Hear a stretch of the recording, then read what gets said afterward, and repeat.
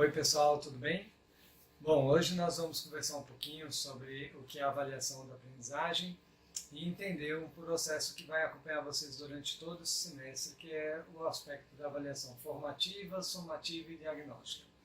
Nós vamos tentar entender e mostrar isso um pouquinho para vocês. Contextualizando um pouquinho, a gente vai ver que durante muito tempo a escola foi formada dentro daquela lógica industrial, militarizada, tudo padronizado, e os alunos não tinham muita opção.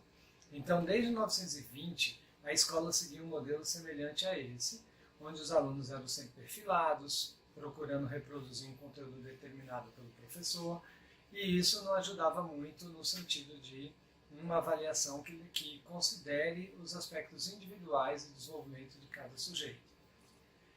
O tempo passa, né, e já no século XX, já no século XXI, na verdade, as tecnologias chegam nas escolas, mas parece que o modelo não mudou um pouquinho ainda.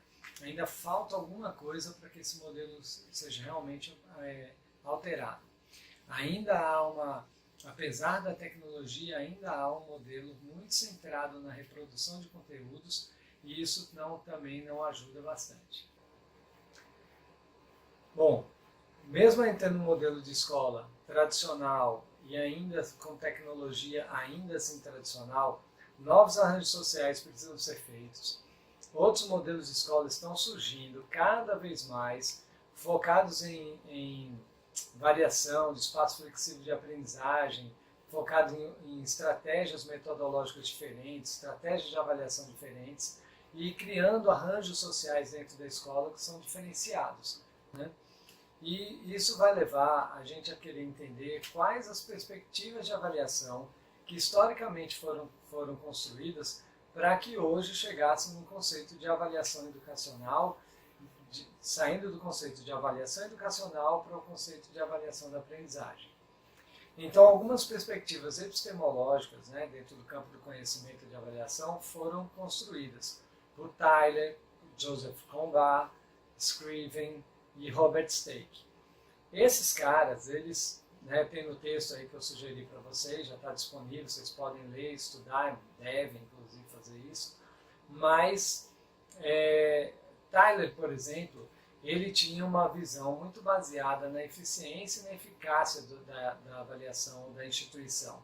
Ele via a qualidade focada no aspecto do currículo, ou seja, o que é que forma por trás para que a avaliação possa realmente ser útil e ser proveitosa. Então, o resultado fazia com que ele criasse instrumentos e criasse aplicações que melhorassem a qualidade do ensino, né? Ainda numa perspectiva de mensuração comportamental.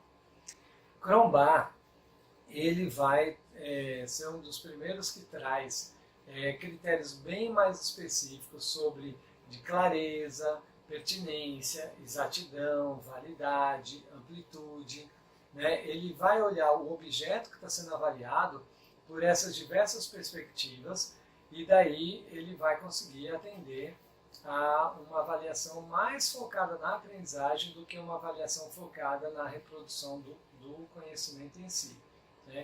Ou seja, ele amplia um pouco mais a visão sobre o objeto do conhecimento. Scriven, ele tem na avaliação somativa e formativa, ele traz essa perspectiva, né, como uma ampliação do objeto que está sendo avaliado.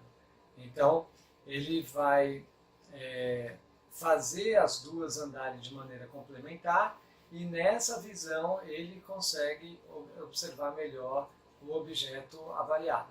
E vamos ver aí o que é avaliação formativa e somativa.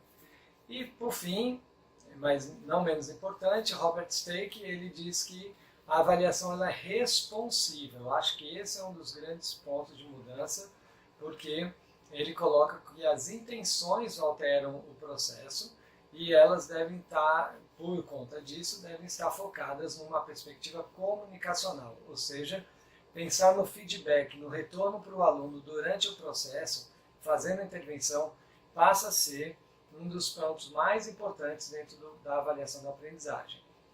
Então, nós podemos dizer que temos momentos avaliativos diferentes dentro de uma avaliação mais ampla. Nós temos a avaliação diagnóstica, que vocês vão ver aí daqui a pouquinho, a avaliação formativa, que é durante o processo didático, durante o processo de ensino, e depois desse processo todo, nós temos a avaliação somativa. Sobre a avaliação diagnóstica, vocês podem ver nesse videozinho que eu vou colocar agora. Bom, nosso momento agora, vamos falar um pouquinho sobre a avaliação diagnóstica, ok? Bem, considerando que a gente tem numa sala de aula uma diversidade de alunos, e esses alunos vão aprender em ritmos e modelos diferentes. Para a gente fazer uma diagnose, a gente precisa apresentar alguns instrumentos de avaliação, aplicar esses instrumentos e vamos obter alguns resultados, certo? Os resultados, né, desses instrumentos que foram aplicados vão criar grupos diferentes de aprendizagem entre os alunos. E aí você vai conseguir, num primeiro momento, separar esses alunos pelas suas dificuldades em aprendizagem. Seja essas aprendizagens de conteúdo, sejam aprendizagens de habilidades ou competências, e aí vai depender do seu foco na avaliação inicial. Bom, considerando os grupos que já foram avaliados, você vai poder ter um planejamento mais adequado, aplicando, então, agora atividades mais específicas sobre os problemas que você encontrou no primeiro momento e vai obter novos resultados. Num cenário lindo, maravilhoso, ideal, você vai ter uma amplitude dos alunos que já aprenderam alguma coisa, mas ainda sempre vai ter aqueles alunos que precisam de uma nova atividade e aí você planeja novas coisas. Então, para o grupo 1, que teve uma dificuldade no grupo A, você faz uma nova atividade. Grupo 2, você faz uma sistematização. E o 3, você faz uma conversa individual sobre as dificuldades em A e B, porque está precisando mais. Enquanto isso, a maioria da turma consegue fazer uma sequência do programa e novas atividades são propostas. Essa é a avaliação diagnóstica. Voltando, pessoal, nós vamos ter sobre a avaliação formativa alguns aspectos importantes, como as estratégias que se utiliza, esse é o primeiro ponto, né? Como é que eu vou fazer isso, e dentro dessas estratégias, quais são os pontos frágeis da aprendizagem e o que é que está causando cada fragilidade dessa. Ela, obviamente, se dá durante o processo de ensino, e ela tem procedimentos das tarefas que são o foco da análise. A tarefa em si, ela é importante, claro, porque ela é o precursor, mas os procedimentos que são tomados ao longo do tempo, porque é processo, é o que mais importa no olhar avaliativo. A avaliação formativa, ela vai observar os procedimentos das tarefas, ou seja, durante o processo, que é um dos focos da avaliação formativa, teremos atividades que serão feitas pelos alunos. E essas atividades, os procedimentos que os alunos desenvolvem para essas atividades é que deve ser o foco dessa avaliação formativa. Outro aspecto dentro das minhas estratégias é diagnosticar os tipos de obstáculos e as dificuldades que eu tenho para implementar o desenvolvimento de aprendizagem de um aluno ou de um grupo de alunos, né? E aí, com essa avaliação, eu posso fazer um novo planejamento e adaptar o processo didático, adaptando os progressos e os problemas, né, que são relacionados à aprendizagem dos alunos. E isso, obviamente, vai reforçar os êxitos que os alunos estão tendo. Então, eu claramente observo os erros, tento corrigir, implementar uma função de intervenção, e essa palavra é muito importante. E aí eu reforço os êxitos que os alunos estão tendo, para que eles entendam que estão avançando, mas ao mesmo tempo que entendam que ainda tem algumas limitações. Então, a formação ela é um processo mais denso, mais completo e mais importante dentro de uma avaliação de modo geral. E por fim, nós temos a avaliação somativa, que ela certifica, ou seja, ela é dada ao final do processo, né, e ela visa comparar ou somar os resultados que os alunos obtiveram ao longo de uma sequência de atividades. Então, obviamente, o sistema educacional brasileiro exige uma nota. E aí é o momento de se pensar em nota. Eu não estou focando as atividades para obter uma nota. Esse não é o objetivo. O objetivo é aquelas características ditas na avaliação formativa. E aí eu posso, com base nessas notas, compreender o processo, o progresso, desculpa, do aluno e as dificuldades que ele ainda enfrenta, né? Que a gente já viu isso também na avaliação diagnóstica. Eu aplico os instrumentos para ter a diagnose e poder melhorar e aperfeiçoar o processo. Ou seja, tanto a avaliação diagnóstica quanto a que é feita antes, a formativa, que é durante, e a somativa, elas vão estabelecer um balanço dos resultados que eu quero obter de acordo com meus objetivos de aprendizagem, né? Então, quando a gente está falando sobre aproveitamento, verificação de aprendizagem ou avaliação, nós temos que entender o que é avaliar, né? Então, essa é uma definição que eu gosto, que é uma definição de Lucchesi, que ele fez em 2009, que diz o seguinte: o ato de avaliar importa coleta, análise e síntese dos dados que configuram o objeto da avaliação acrescido de uma atribuição de valor ou qualidade, que se processa a partir da comparação de configuração do objeto avaliado com um determinado padrão de qualidade previamente estabelecido para aquele tipo de objeto. Então, a avaliação educacional, ela vai ter um caráter formativo ou pode ter um caráter regulador. Se ela tem um caráter formativo, ela vai abraçar as características da avaliação formativa e, obviamente, atender às diagnoses, atender às demandas dos alunos. Se ela tem um caráter mais regulador, ela vai promover as transformações pessoais e sociais que os alunos precisam. Então, quando eu olho para a avaliação educacional dentro dessa perspectiva formativa e dentro da perspectiva reguladora, eu vou trazer um impacto social, um impacto político, um impacto social para a vida daqueles alunos que estão trabalhando. Então, a avaliação ela não pode ser vista apenas como aplicação de uma atividade para obter uma nota qualquer, para poder aprovar ou reprovar o aluno. Ela precisa ter esse caráter social, essa dimensão mais ampla para poder os alunos entenderem o quão é importante, né, esse negócio. Então, se eu estou dentro de uma base de avaliação formativa reguladora, eu estou me opondo, estou me contrapondo à avaliação classificatória que vai para outro caminho. São perspectivas de olhar para a avaliação que diferenciam o que eu quero fazer.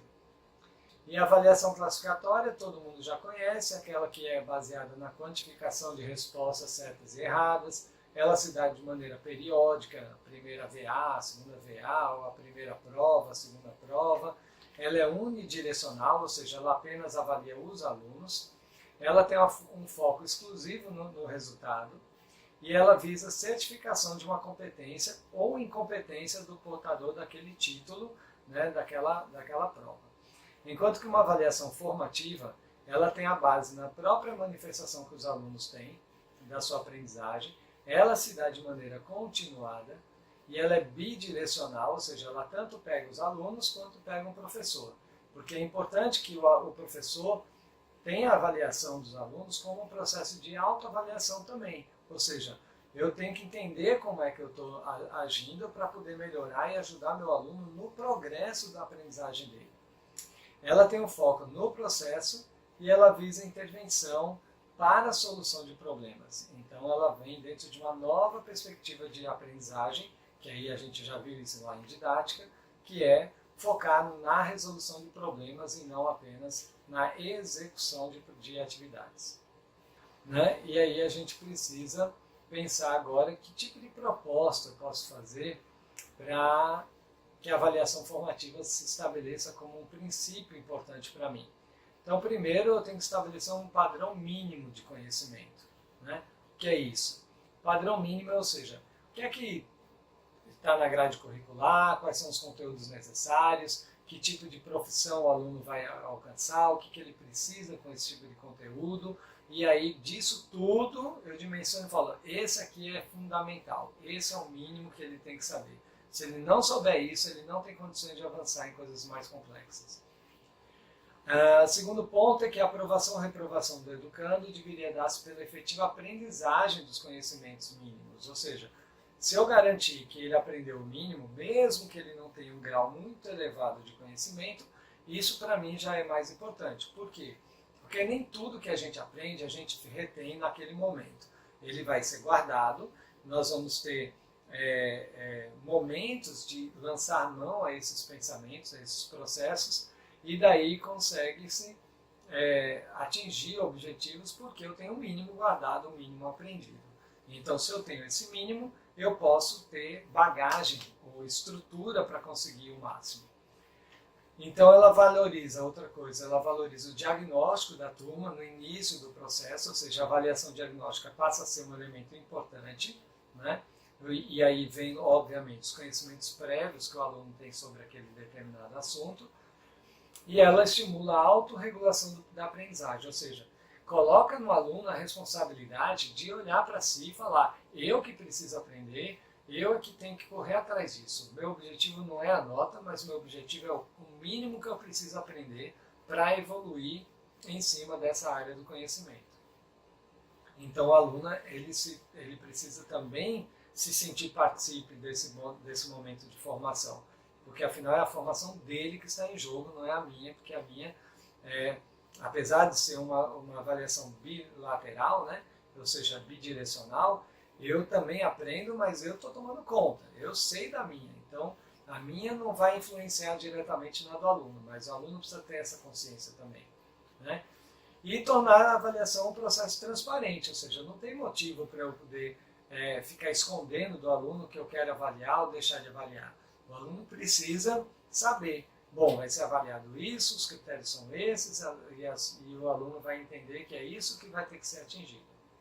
Então, a partir da hora que a gente entende essas três dimensões, nós conseguimos entender o que é uma avaliação formativa, somativa e diagnóstica, não necessariamente nessa ordem. Segura aí que depois vem mais. Valeu, pessoal. Assim?